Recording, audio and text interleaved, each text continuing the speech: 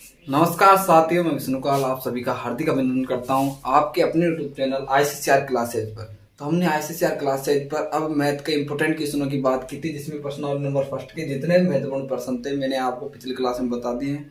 आज की क्लास में हम प्रश्न नंबर 2 के जितने भी महत्वपूर्ण क्वेश्चन बनते हैं जो बोर्ड एग्जाम 2023 में आ सकते हैं, और इस साल जो पैटर्न है वो बिल्कुल सरल है, तो आप आसानी से 100 to 100 स्कोर कर सकते हैं। हम बात करेंगे प्रश्न नंबर 2 के जो महत्वपूर्ण क्वेश्चन है। इसमें कुछ ज्यादा क्वेश्चन नहीं है क्योंकि ये एक्सरसाइज 3 नंबर की है, जिसमें एक नंबर का छोटा क्वेश्चन आएगा और एक 2 नंबर का आएगा। तो इसमें कोई ज्यादा इंपॉर्टेंट क्वेश्चनों की बात की जरूरत नहीं है, लेकिन फिर भी मैं आपको एक दो क्वेश्चन बता देता हूँ। तो इसमें 1 नंबर में एक तो आपको ये क्वेश्चन बन सकता है। तो क्वेश्चन आपको स्क्रीन पर दिख रहा होगा। क्वेश्चन नंबर फर्स्ट, निम्न आकृति में बहुपद px का आलेख दिया है, बहुपद के शून्यांकों की संख्या है। तो इसमें आपको जो ऑप्शन नंबर ए दे रखा है, इसमें आपको एक डायग्राम दे रखा है। ये डायग्राम भी आपको दिख रहा होगा, लेकिन नहीं दिख रहा है तो मैं आपको यहाँ साइड में बना देता हूँ। इस प्रकार का आपको डायग्राम स्क्रीन पर दिख रहा होगा।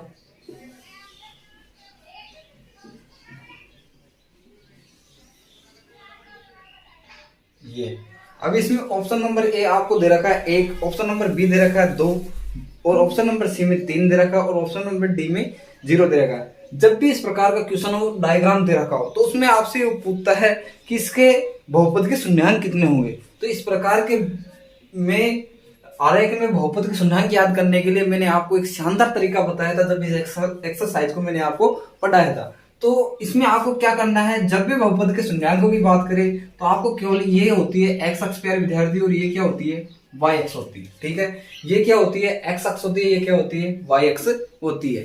ये एक्स अक्ष होती है और ये वाई अक्ष होती है। तो एक्स अक्ष पर जो ये रेखा गुजर रही है, जो ये आरेख बन रहा है, ये एक्स अक्ष को कितनी बार काट रहा है, कितनी बार छू रहा है, वही उसके क्या होंगे शून्यांक होंगे। तो देखो ये आरेख, देखो एक्स अक्ष से एक तो यहाँ पर गुजर रहा है, तो एक तो यहाँ काट दिया, यहाँ कट बिंदु बन गया।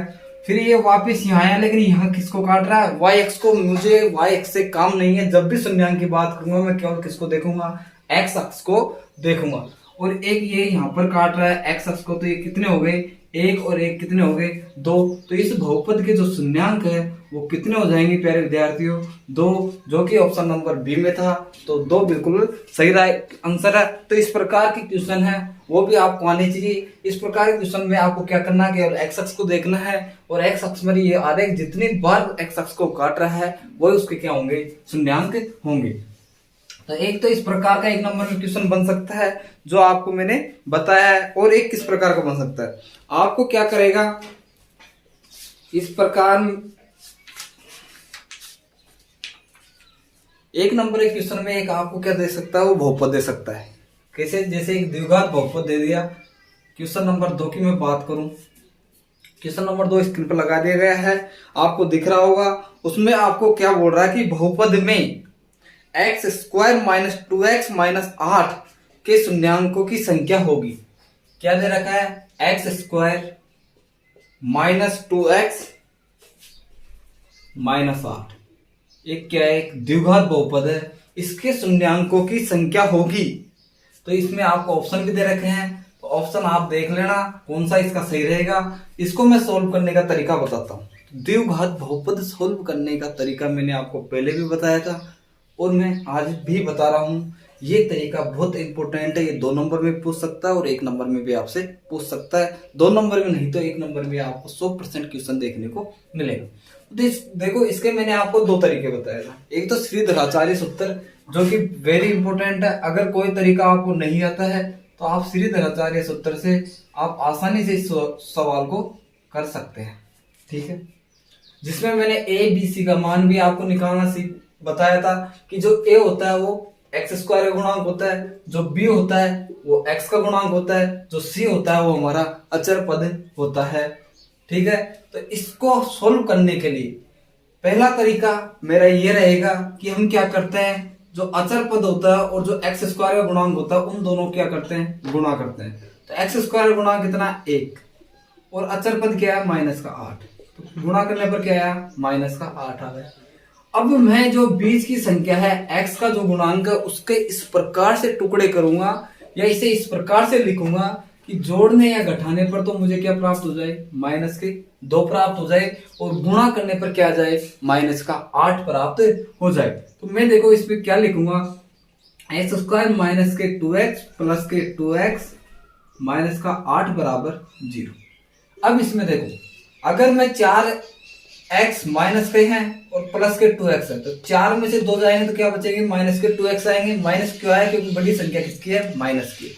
और इन दोनों को गुणा करूंगा तो 4 दूनी 8 और चिन्ह किसका आएगा, माइनस का। यानी कि जोड़ने या घटाने पर बीच की संख्या प्राप्त हो रही है और गुणा करने पर इन दोनों का गुणनफल प्राप्त हो रहा है। तो ये हमारा टुकड़ा बिल्कुल सही हो जाएगा। अब यहाँ हम दो के क्या बना लेंगे, जोड़े बढ़ा लेंगे। अब इसमें ऐसे देखो x कॉमन आ रहा है, मैंने x को कॉमन लिया तो यहाँ x बच गया और यहाँ केवल क्या बच गया, 4 बच गया। प्लस इन दोनों में देखो 2 कॉमन आ रहा है, यहाँ x बच गया और 4 2 का भाग देंगे 8 में कितने पर, 4 पर। अब इन दोनों में देखो x माइनस 4 कॉमन आ रहा है, तो यहाँ क्या बच गया, केवल x बच गया, प्लस यहाँ 2 बच गया बराबर 0। इन दोनों को हम जब अलग एक साथ 0 के बराबर में है तो इन्हें हम अलग अलग भी 0 के बराबर में लिख सकते हैं। या अगर दो संख्याएं अलग अलग 0 के बराबर में हैं तो प्यारे विद्यार्थी उन्हें हम अलग अलग भी 0 के बराबर में लिख सकते हैं। तो x बराबर ये इधर प्लस इधर जाएगा तो ये माइनस इधर जाएगा तो प्लस, और ये इधर प्लस इधर जाएगा तो माइनस। तो इसके शून्यांक कितने आ गए, 4 और माइनस 2 आ गए। ये जिस ऑप्शन में है आपका आंसर बिल्कुल सही हो जाएगा, वो आंसर आपका बिल्कुल सही हो जाएगा। तो इस प्रकार के क्वेश्चन आपको करके जाने हैं, क्योंकि इस प्रकार के क्वेश्चन भी आपके एग्जाम में पूछे जाते हैं। एक क्वेश्चन आपका और बन सकता है, वो बहुत इंपॉर्टेंट क्वेश्चन है, वो है कि आपसे पूछ सकता है, एक क्वेश्चन है, क्वेश्चन नंबर 3 के रूप में आप लिख सकते, लिखिए इंपॉर्टेंट क्वेश्चन में कि टी स्क्वायर माइनस 15 बराबर 0, इसके शून्यांक याद कीजिए। टी स्क्वायर माइनस 15 बराबर 0 के शून्यांक याद कीजिए। तो इसके शून्यांक याद करते हैं। शून्यांक याद करने के लिए हमें क्या है कि जो x square plus 2x minus 8 जो मैंने क्वेश्चन लिखा था, अभी एक क्वेश्चन करवाया था मैंने, 2x माइनस 8 बराबर 0, ये क्वेश्चन करवाया था। ये क्वेश्चन, इस क्वेश्चन और इस क्वेश्चन में क्या फर्क है। इस प्रकार क्वेश्चन कई विद्यार्थी रट जाते हैं, लेकिन उसमें क्वेश्चन इस प्रकार का आ जाता है। तो उन्होंने क्वेश्चन को क्या किया है, रटा है। उन्हें क्वेश्चन करने का तरीका नहीं पता, उन्होंने क्वेश्चन को क्या किया है, याद किया है। जब वो क्वेश्चन याद करके जाता है तो उसे केवल यही क्वेश्चन अगर दिखेगा तो जब भी सॉल्यूशन कर पाएगा। अगर उसने क्वेश्चन को सीखा है तो उसे चाहे ये क्वेश्चन दे दे चाहे ये क्वेश्चन दे दे, दोनों क्वेश्चन उसके लिए क्या है, समान है। तो आपको क्या करना है, जब टी स्क्वायर माइनस 15 बराबर 0 दे रखा है तो इससे हम शून्यांक आसानी से निकाल सकते हैं। हम अचर पद को इधर भेज देंगे तो टी स्क्वायर बराबर क्या आ गया, 15। अब ये स्क्वायर है तो इधर जाएगा तो किसमें चला जाएगा, अंडर रूट में। किसमें चला जाएगा, अंडर रूट में। किसमें चला जाएगा, अंडर रूट में। टी बराबर क्या आ गया, अंडर रूट 15। क्या हो गया, अंडर रूट 15। क्या हो गया, अंडर रूट 15। तो ये इसके क्या हो जाएंगे, शून्यांक हो जाएंगे। तो इसे हम एक बार प्लस में भी लिख सकते हैं और एक बार किस में लिख सकते हैं, माइनस में भी लिख सकते हैं। तो ये क्या हो जाएगा, माइनस का अंडर रूट 15 और माइनस प्लस के अंडर रूट 15, इसका क्या हो जाएगा, शून्यांक हो जाएगा। तो ये आंसर आपका बिल्कुल सही हो जाएगा। इसके बाद हम बात करें तो एक इंपॉर्टेंट क्वेश्चन ये आता है कि आपको क्या करता है कि वो शून्यांकों के गुणनफल और शून्यांकों का योगफल दे देता है और उसके बाद आपसे कहता है कि आप इस से द्विघात बहुपद का निर्माण कीजिए। जैसे आपको दे दिया कि शून्यांकों का योग एक दे सकता है कि शून्यांकों का योग कितना है, 1, और शून्यांकों का गुणनफल कितना है, 1। शून्यांकों का योग भी 1 दे रखा है और शून्यांकों का गुणनफल भी 1 दे रखा है। और वो बोल रहा है कि द्विघात बहुपद बनाइए, द्विघात बहुपद की उत्पत्ति कीजिए। तो हमने इसका एक ही तरीका जाना है कि आपको जब भी अगर शून्यांकों का योगफल और शून्यांकों का गुणनफल दे रखा हो, ये क्वेश्चन 100% आएगा। चाहे आपको गुणनफल और योगफल इनकी जगह कुछ और दे दे, लेकिन क्वेश्चन आपको एग्जाम में देखने को मिलेगा, ये गारंटी है मेरी। तो इसमें आपको क्या करना है, सबसे पहले माना व्यापक द्विघात समीकरण, व्यापक द्विघात समीकरण ax square plus bx plus c बराबर है। व्यापक द्विघात समीकरण मानना आपको ax square plus bx plus c बराबर 0। इसके बाद में आपको क्या करना है, मैंने आपको बताया था कि शून्यांकों का योग क्या होता है और शून्यांकों का गुणनफल क्या होता है। देखो शून्यांकों के योग की अगर मैं बात करूं, शून्यांकों का योग गुणनफल की बात कर लेता हूं पहले। गुणनफल क्या होता है, सी अपॉन ए होता है, और शून्यांकों का योग क्या होता है, शून्यांकों का योग होता है माइनस बी अपॉन ए। शून्यांकों का गुणनफल लिखते हैं हम सी अपॉन ए, और शून्यांकों का योगफल होता है माइनस के बी अपॉन ए, योगफल। ठीक है, शून्यांकों का गुणनफल होता है सी अपॉन ए। सी क्या है, अचर पद है, ए क्या है, एक्स स्क्वायर का गुणांक है, और माइनस का बी क्या है, एक्स का गुणांक, और ए क्या है, एक्स स्क्वायर का गुणांक। अब देख शून्यांकों का गुणनफल हमें हमारे पास कितना है, सी अपॉन ए, और हमें दे कितना रखा है, इनके बराबर कितना रखा है, एक, और एक के बट्टे में कुछ नहीं तो हम एक तो लिख ही सकते हैं। अगर किसी संख्या के बट्टे में जैसे 100 है, 100 के बट्टे में हमें कुछ मानना है तो हम एक तो लिख ही सकते हैं, क्योंकि एक में किसी संख्या से भाग देने पर, गुणा करने पर उसके मान में कोई परिवर्तन नहीं होता है। अब देखो यहां देखो शून्यांकों का योगफल कितना दे रखा है, वो भी एक दे रखा है, और हम नीचे एक मान सकते हैं। अब देखो यहां से हमें एबीसी के मान प्राप्त करने हैं, और जो हमने द्विघात व्यापक समीकरण माना था, इसे समीकरण नंबर 1 दे सकते हैं, उसमें एबीसी के मान रखते हैं हमें एक द्विघात समीकरण प्राप्त होगा, वही इन शून्यांकों के योग और शून्यांकों के गुणनफल से बनने वाला द्विघात समीकरण होगा। अब देखो यहाँ ए का मान भी कितना है, 1, और यहाँ भी ए का मान कितना है, 1। इसका मतलब ये है कि ए का मान तो वास्तव में कितना है, एक ही है, क्योंकि दोनों जगह ए का मान क्या है, समान। अगर मान लो यहाँ ए का मान 2 होता और यहाँ ए का मान 1 होता, तो हम सोचते कि ए का मान 1 है या 2 है, तो उसमें हमें पहले इन दोनों के ए के मान को क्या करना पड़ता, समान करना पड़ता, कि एग्जैक्टली ए का मान क्या है। अब यहाँ तो ए का मान यहाँ भी 1 है और यहाँ भी 1 है, यानी कि ए का मान तो क्लियर हो गया कि ए बराबर तो कितना है, 1। और जब ए बराबर 1 है, दोनों जगह 1 बराबर 1 है, तो इनका मान क्या होगा, ये होगा जो इनके बराबर में दे रखा है, और सी बराबर भी क्या हो जाएगा, 1। ए बराबर 1, बी बराबर भी 1, और सी बराबर 1। अब तुम बोलोगी सर बी का मान -1 क्यों आया, क्योंकि बी क्या है, माइनस है, तो मान भी क्या आएगा, नेगेटिव आएगा। अब ए बी सी के मान समीकरण नंबर 1 में रख देंगे, तो समीकरण नंबर 1 में रखेंगे तो ए का मान 1 रखते क्या हो जाएगा, एक्स स्क्वायर, बी की जगह -1 रखते देखो प्लस माइनस का 1, ए की जगह 1 रख दिया, और ये एक्स, और सी की जगह भी 1 लिख दिया, बराबर 0। तो 1 का गुणा इससे करेंगे तो एक्स स्क्वायर माइनस प्लस गुणा करेंगे तो माइनस का एक्स और प्लस का 1 बराबर 0। ये हमें द्विघात समीकरण प्राप्त हुआ है, ये हमारा क्या हो जाएगा, आंसर हो जाएगा, जो कि बिल्कुल सही है। इस प्रकार का क्वेश्चन वेरी इंपॉर्टेंट क्वेश्चन है, इस प्रकार क्वेश्चन आपके एग्जाम में जरूर आएगा, चाहे आपको शून्यांकों का योग और गुणनफल वो उसके हिसाब से कोई और दे देगा, लेकिन आपको क्या करना है, मानना एक व्यापक द्विघात समीकरण रट लो, इसको रटने की क्या बात है, x square plus b x plus c बराबर 0 समीकरण नंबर 1 हो जाएगा। इसके बाद आपको पता है कि गुणनफल को हम सी अपॉन ए के रूप में लिखते हैं, और योगफल को माइनस बी अपॉन ए, माइनस का ध्यान रखना क्योंकि नेगेटिव एक चिन्ह है, क्योंकि एक नंबर का क्वेश्चन है, अगर एक भी गलती की तो वो क्या हो जाएगा, कैंसिल हो जाएगा, तो इसलिए हमें एक छोटी सी भी गलती नहीं करनी है। तो माइनस का बी अपॉन ए, अगर ए का मान देखेंगे, ए का मान समान है तो डायरेक्टली मान लिख लेंगे, और अगर ए का मान समान नहीं है तो पहले ए के मान को समान करेंगे, उसके बाद हम क्वेश्चन को करेंगे। तो इस प्रकार का क्वेश्चन आपके एग्जाम में जरूर आएगा, तो ये क्वेश्चन आपको करके जाना है। इसके बाद इसी प्रकार का एक और क्वेश्चन की मैं बात कर लेता हूँ इंपोर्टेंट क्वेश्चनों में। तो एक क्वेश्चन और है जो कि आपके लिए बहुत ज्यादा इंपॉर्टेंट है, पिछली बार आया था √3 और -√3। शून्यांकों का जो योगफल है वो √3 दे रखा है, और गुणनफल है वो -√3 दे रखा है। तो वो ये होगा कि माना द्विघात व्यापक समीकरण, द्विघात व्यापक समीकरण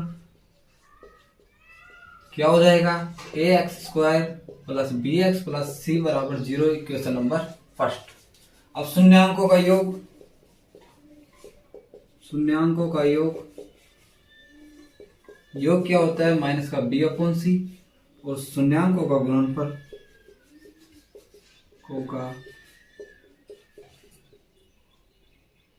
गुणनफल वो क्या होता है c/a।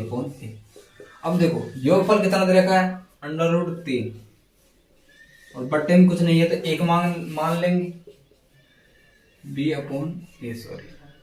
और ये क्या दे रखा है माइनस के √3 और कुछ भी नहीं है तो एक मान लेंगे। अब यहाँ से एबीसी के मान प्राप्त करेंगे और एबीसी के मान कहाँ रखेंगे समीकरण नंबर 1 में। और समीकरण नंबर 1 में एबीसी के मान रखते हैं हमें एक द्विघात समीकरण प्राप्त होगा, वही हमारा क्या होगा आंसर होगा। कितना आसान काम है और एक नंबर आपको मिल जाएगा। यहाँ भी ए का मान 1, यहाँ भी ए का मान 1, यानी कि ए बराबर कितना 1, बी बराबर कितना हो जाएगा माइनस है तो माइनस का √3 और सी बराबर क्या हो जाएगा माइनस का √3।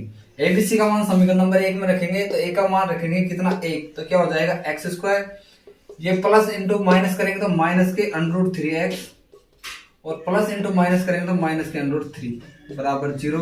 एक द्विघात समीकरण प्राप्त हुआ है। ये बिल्कुल हमारा क्वेश्चन क्या हो जाएगा सही हो जाएगा। पिछली बार बोर्ड एग्जाम में आया था, इस बार यहाँ संख्या अलग होगी, क्वेश्चन वही रहेगा और आपका 1 या 2 नंबर पक्का हो जाएगा। तो ये क्वेश्चन आपको करके जाने हैं, या तो तीनों नंबर यहाँ से ही मिल जाएगा क्योंकि एक क्वेश्चन वो उसका पूछ सकता है जो मैंने आपको आरेख में बनाया था और दूसरा क्वेश्चन यहाँ से पूछ सकता है। एक और इम्पोर्टेंट क्वेश्चन है जो कि आपके एग्जाम में आ सकता है 2 नंबर के लिए, वो इम्पोर्टेंट रहेगा। क्वेश्चन नंबर 5 की अगर मैं बात करूं,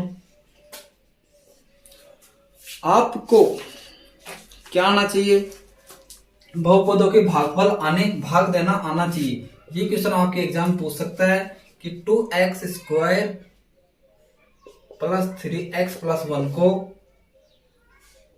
को x + 2 से भाग दीजिए। 2x² + 3x + 1 को x + 2 से भाग दीजिए और भाग देने पर सहसफल और भागफल प्राप्त कीजिए। तो भाग देने के लिए आपको सबसे असल जो आसान तरीका है वो क्या है, इस प्रकार से हम डायग्राम बनाएंगे, उसमें लिख देंगे 2x² + 3x + 1। इसमें x + 2 का हमें क्या लेना है भाग। अब भाग देने में हमें x + 2 का फाड़ा तो नहीं आता तो डायरेक्ट हम फाड़ा बोल के कर लेंगे। हमें क्या करना पड़ेगा, पहले हमारा जो भागफल होता है वो हमें इसको पहले लेके चलते हैं, उसके बाद इसका गुणा करके ही हम भाग की प्रोसेस को करेंगे। हमें यहाँ क्या बनाना है, मुझे इसे और इससे देखना है और किसी से कोई मतलब नहीं है। मैं यहाँ x को देख रहा हूँ और यहाँ 2x² को देख रहा हूँ। क्या देख रहा हूँ, यहाँ पर मुझे केवल x को देखना और यहाँ पर किसको देखना 2x² को देखना।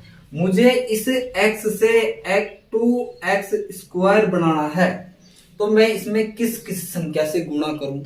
तो देखो एक तो मुझे x को 2x² बनाना है तो सबसे पहले मुझे संख्यात्मक मान लाना पड़ेगा और संख्यात्मक मान में मुझे इसे इसके साथ किससे गुणा करना पड़ेगा 2 से गुणा करना पड़ेगा, जब जाके 2x² बन सकता है। और यहाँ x अकेला है, यहाँ पर x कितने हैं 2 है।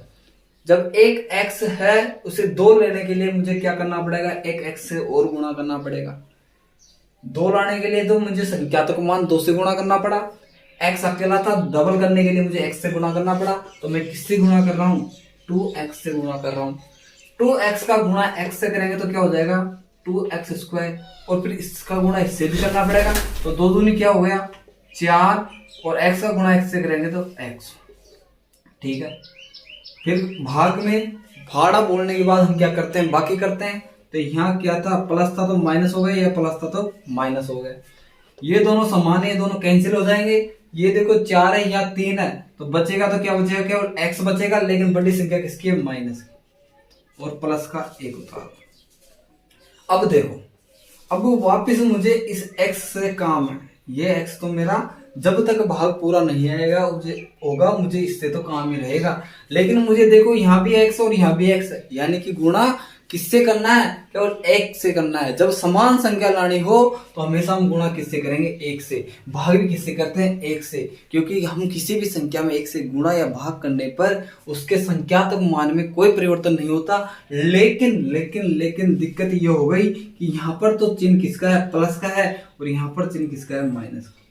किसका है, यहाँ पर चिन्ह माइनस का और यहाँ पर चिन्ह किसका है प्लस का है। यहाँ पर पॉजिटिव और यहाँ पर नेगेटिव है तो मुझे 1 से गुणा तो करना है, लेकिन मुझे चिन्ह किसका लाना है माइनस का। तो 1 का गुणा किससे करूंगा -1 से, किससे गुणा करूंगा -1 से, किससे गुणा करूंगा -1 से। तो -1 का गुणा जब x से करेंगे तो क्या आ जाएगा माइनस का x, और -1 का गुणा जब 2 से करेंगे तो माइनस का 2। देखो ये माइनस ये प्लस होगा, ये प्लस से ये माइनस, माइनस ये भी प्लस होगा, ये समान थे कैंसिल हो गए और 2 और 1 कितने हो गए 3। ये मेरा क्या हो जाएगा प्यारे विद्यार्थियों, सेंसफल हो जाएगा और ये मेरा क्या हो जाएगा भागफल हो जाएगा। ये क्वेश्चन बहुत इंपॉर्टेंट है, आपको 2023 में इस प्रकार का क्वेश्चन बोर्ड एग्जाम में देखने को मिल सकता है क्या 100% ये क्वेश्चन आएगा 2 नंबर के अंदर। तो इस प्रकार के क्वेश्चन भी आपको करके जाने हैं। और भी अगर कोई जो दूसरी एक्सरसाइज में क्वेश्चन है और आपको अगर लगता है कि ये क्वेश्चन एग्जाम में आ सकता है तो आप कमेंट बॉक्स में उसको डाल सकते हैं और सॉल्यूशन मैं आपको बता दूंगा। अगर कोई टफ क्वेश्चन है जो आपसे नहीं हो रहा है, दूसरी तीसरी कोई सी भी एक्सरसाइज का, तो आपको भेज देना है मेरे पास टेलीग्राम या कमेंट बॉक्स में, तो मैं आपको उस क्वेश्चन का सॉल्यूशन अगले वीडियो में दे दूंगा। आज की क्लास में जो दूसरी क्लास है उसमें जो पहला नंबर 2 3 नंबर की, जिसमें एक क्वेश्चन 1 नंबर का देखने को मिलेगा और एक क्वेश्चन 2 नंबर को देखने को मिलेगा। तो आपको मैंने बता दिया यहाँ से क्वेश्चन आएगा, आपको इससे अलावा कुछ नहीं पढ़ना है, सिर्फ इस प्रकार के जितने भी क्वेश्चन आपको मिलते हैं उनको सॉल्यूशन करना है और कोई क्वेश्चन समझ में नहीं आया तो मुझे बताना है। तो आज क्लास को यहीं समाप्त करते हैं, अधिक से अधिक साथियों तक शेयर करें और 10th क्लास के जितने विद्यार्थी हैं जो अब तक जिसने कुछ पढ़ा हो या ना पढ़ा हो सबको चैनल के साथ जोड़ना है। इसी के साथ आज की वीडियो को समाप्त करते हैं। धन्यवाद साथ।